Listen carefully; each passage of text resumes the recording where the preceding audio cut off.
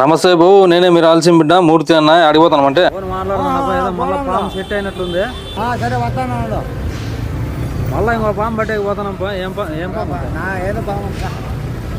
పోయిద్దాం పంగా. యుద్ధానికి సిద్ధమైన యుద్ధం అంటే మీరు ఇంకా ఏం యుద్ధం అనుకున్నారు? మామూలు యుద్ధమేనప్ప, పాములు పట్టేది. వచ్చినాం, బండి దిగినాము. ఆడున్నా కానీ ఇంక యుద్ధం పోయాడు బాబా. పాములు ఆడపాములు అన్నీ కూడా పుట్టపడుతున్నాయి. ఎందుకంటే ఒకప్పుడు పొట్ల పడుతుంది కాబట్టి మంది.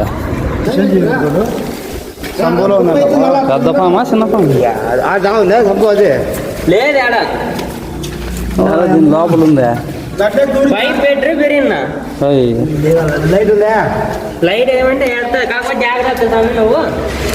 ఆయనకు తెలుసులే.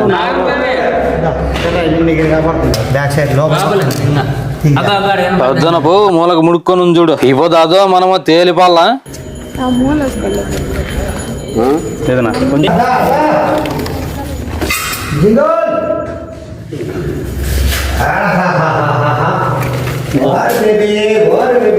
ఎవరు బేబీయుడు, ఎవరు కన్నాయుడు? సన్నలు కుట్టులు అంటే దెంగుతాయి అవి పాములు. మన బెడ్లు కాదు, పోతాను ఎక్కేకి.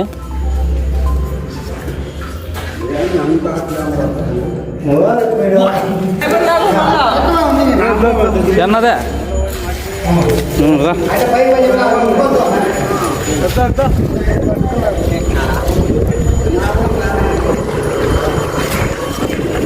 నాగంపామ నాగంపామ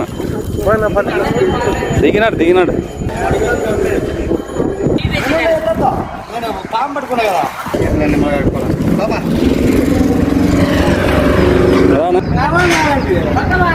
నాగంపామ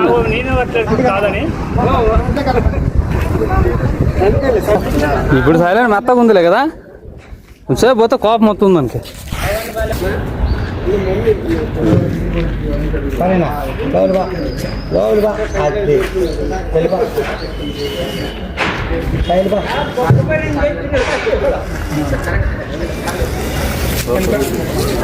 తప్పించుకుండే పక్కవాడు. ఆ బ్లూ కలర్ రంగి ఆర్టిస్ట్ చూడు ఎట్లా ఉరుకుతాడు. తర్రు పోసుకొని ఉరికెత్తాడు అట్లా. పీటీ ఉష ఉరికినట్లా.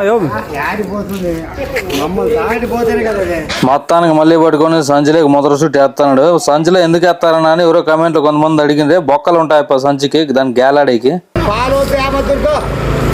పాలేంటికంట దీనికా? ఈసారి కూడా పెద్ద సరదాగా అనిపిలే. మనకు పాము ఇట్లా ఈజీగా జిగితే సరిపోదు, చాలా కష్టపెట్టి చిక్కలపు. చాలు లేపో అయిపోతుడికి. వీడియో నచ్చితే లైక్ షేర్ పాలగుట్టపు సబ్స్క్రైబ్ కూడా చేసుకో. మళ్ళా చూద్దాం కాల్సింటే కథ.